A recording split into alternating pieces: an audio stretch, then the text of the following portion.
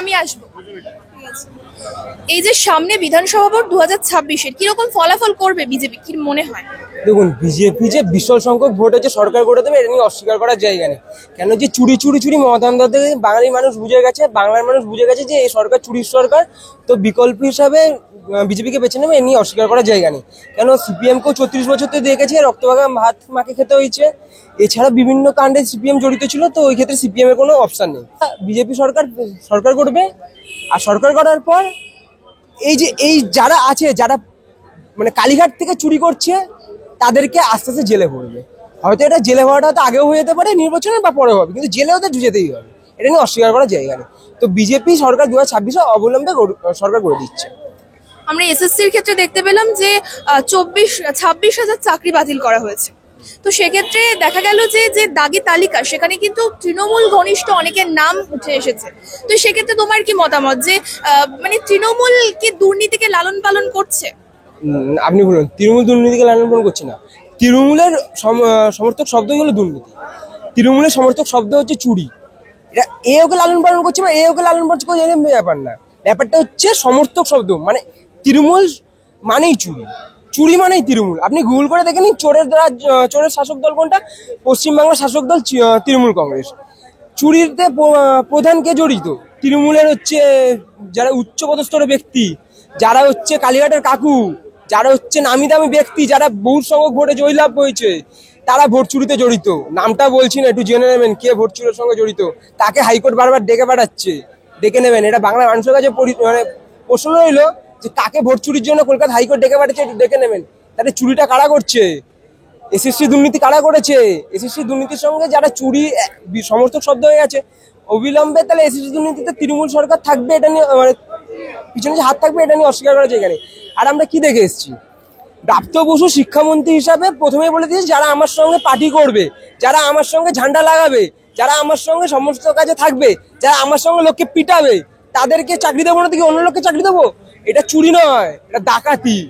চুরি হলে তার না বলে যেত।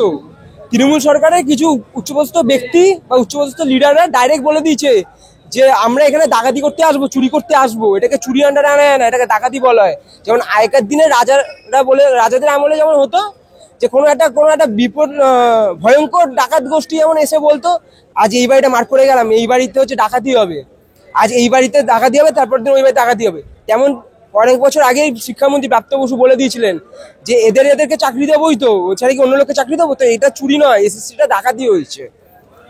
আর সর্বশেষ প্রশ্ন হলো যে সংখ্যালঘুদের নাকি অবহেলা করছে বিজেপি, এরকম বিরোধীদের তরফ থেকে কিন্তু অনেকবার উঠে এসেছে, তারা অভিযোগ করেছে, কি বলবে? আচ্ছা, সংখ্যালঘুদের যদি বিজেপি সরকার অবহেলা করে থাকে, আচ্ছা তাহলে পশ্চিমবাংলার মানুষ তাহলে এসএসসি দুর্নীতির শিকার হতে গেল কেন? বড় প্রশ্ন। কেন দেখুন, এসএসসি দুর্নীতিতে কিন্তু দেখা নেই যে হচ্ছে হিন্দু, মুসলিম, খ্রিস্টান, জৈন, বৌদ্ধ, এরকম কিন্তু বিভাজন করা নেই। এটা সক্রিয়ভাবে আগে এদের চাকরি চুরি গেছে, তারপর দেখা গেছে যে এদের মধ্যে কে কি ছিল। তো চুরিটা কারা করছে? চুরি করছে তৃণমূল সরকার। অবহেলা কারা করছে? আজ তমগ্না কে ছিল? তমগ্না কিন্তু একটা হচ্ছে সংখ্যালঘু পরিবারের একটা মেয়ে ছিল, এর বাচ্চা নিষ্পাপ শিশু ছিল, তাকে কিন্তু হত্যা করা হয়েছে তৃণমূল সরকারের মাধ্যমে। তাহলে আসল অবহেলা কারা করছে? অবহেলা তৃণমূল সরকার করছে, এটা অস্বীকার করার জায়গা নেই। তৃণমূল সরকার দিনের পর দিন যারা বাংলায় থেকে চাকরি পাচ্ছে না, তারা এখন বাইরে যাচ্ছে, তাদেরকে প্রোপাগান্ডা দিয়ে পশ্চিমবাংলায় এনে তাদেরকে দিয়ে এখন তাদের বাঙালি বলছে। তাহলে যে ছেলেমেয়েরা পশ্চিমবাংলায় পড়ছে, পশ্চিমবাংলায় খাচ্ছে, পশ্চিমবাংলায় বড় হচ্ছে, তারা কি মানে এখানকার মানে বাঙালি নন? বাঙালি যদি এখানে হতেনি, যদি সেই সমস্ত ছেলেমেয়েরা যারা ছোট থেকে বড় হয়েছে এখানে, আজ আপনি যারা ছোটবেলা দিয়ে বড় হয়েছি, তারা কি চপ শিল্প করবো? তারা কি মানে মুড়ি ভাজবো? তারা কি আমরা কি আলু কাবলির দোকান দেবো? নিশ্চয় না। দেখুন, কোনো জীবিকাকে ছোট করছি না, কোনো কাজ বাজকে আমরা ছোট করছি না, কিন্তু একটা মানুষ পিএইচডি করে, ডক্টরেট করে বা গ্র্যাজুয়েশন পাস করে নিশ্চয়ই কেউ আলু ভাজতে যাবে না। নিশ্চয়ই প্রত্যেকে চাইবে টিসিএস, উইপ্রো বা কোনো সরকারি জায়গায়। টিসিএস, উইপ্রো তো বেসরকারি জায়গা, কোনো সরকারি জায়গা আছে যেমন দমকল হচ্ছে, তারপর হচ্ছে পুলিশ, তারপর হচ্ছে আমাদের কলকাতা হচ্ছে পর্যটন দপ্তর, পশ্চিমবঙ্গ পর্যটন দপ্তর, ডাব্লিউবিটি, টিটিসিএল, যে এই জায়গাগুলো আছে, এখানে চাকরি করবে, সরকারি চাকরি পাবে, তাহলে আমার ফিউচারটা সেটেল হবে, তাহলে বিয়ে করবে। কিন্তু বাংলার যখন ছেলেমেয়েরা বা বাংলার যখন মেয়ের বাবারা যখন জানছে যে এই ছেলেটা হচ্ছে আপনার সরকারি চাকরি করে, এই ছেলেটা হচ্ছে টিচার, আগে মেয়েকে বিয়ে দিচ্ছে না। মেয়েকে বিয়ে দিতেই ভয় পাচ্ছে। এ টিচারের চাকরি এ আবার কখন চলে যাবে? এ সৎভাবে চাকরি পেয়েছে কি অসৎভাবে চাকরি পেয়েছে দেখছে না?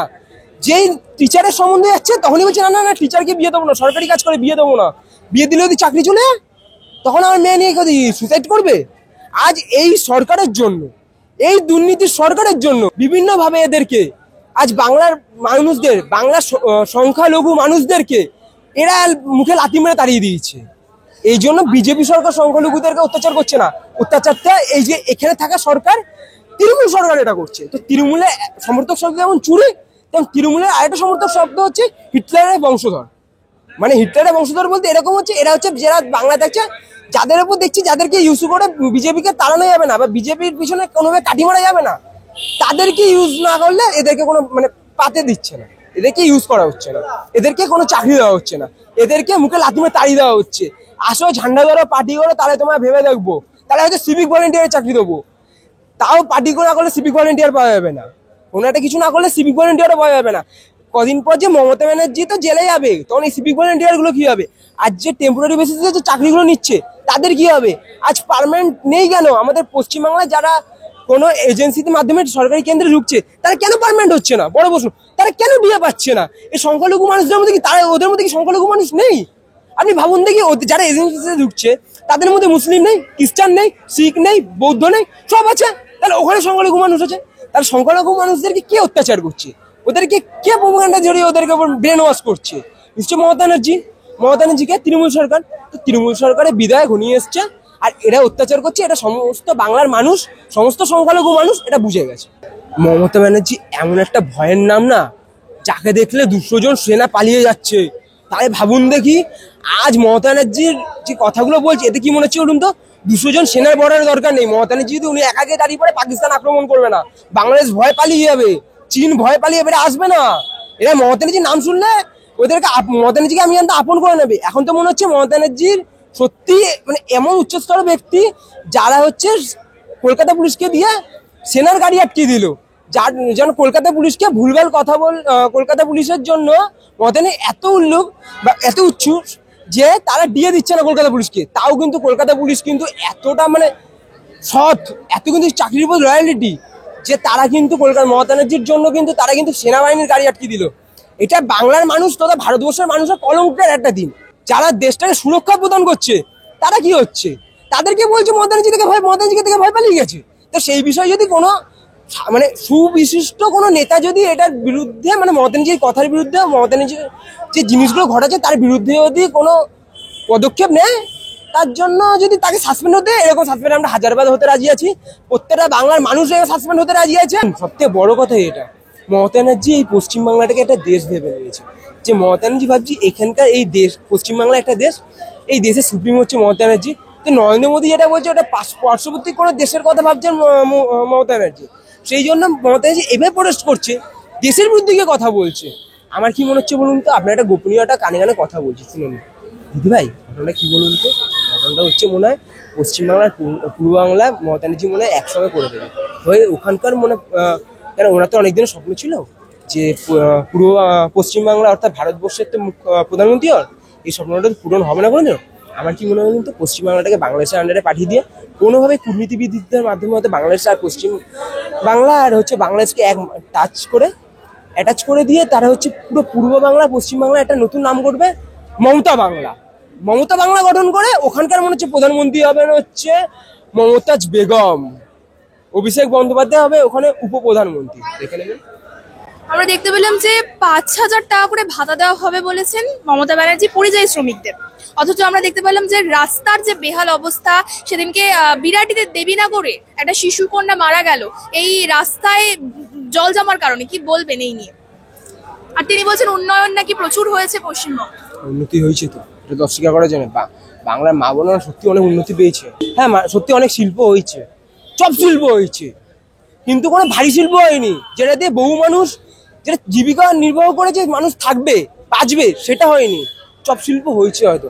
দেখুন আজ পাড়ার পল্টু হয়ে গেছে বড় হচ্ছে মাতব্বর, যে হচ্ছে বড় হচ্ছে কোনো একটা উচ্চপদস্থ গ্র্যাজুয়েশন পাস করেছে, হায়ার এডুকেশন করে এসছে, সে দেখুন চপ শিল্প বলছে। আর যে দেখেন 4 পাস করা, যে কোনোদিনও স্কুল যায়নি কলেজ যায়নি, সে হয়ে গেছে বড় প্রমোটার, সে আজ বড় বড় ভাবে বিভিন্ন ভাবে মন্ত্রীদেরকে পুলিশদেরকে ঠেট দিচ্ছে, পুলিশদেরকে মা বোন তুলে গালাগাল দিচ্ছে, তখন কিছু হয় না। উন্নতি হয়েছে বলেই আজ পুলিশদেরকে মা বোন তুলে গালাগাল দিতে পারছে এই মমতার সরকারে। এটা দিয়ে বোঝা যায় উন্নতির জোয়ার যে কত দূর গেছে। যেমন দেখবেন পশ্চিমবাংলায় এবার উন্নয়নের জোর এত চলে আসবে, দুয়ারে সরকার না, এবার উন্নয়নের চুরির সরকার আসছে বাড়ির ঘরে ঘরে।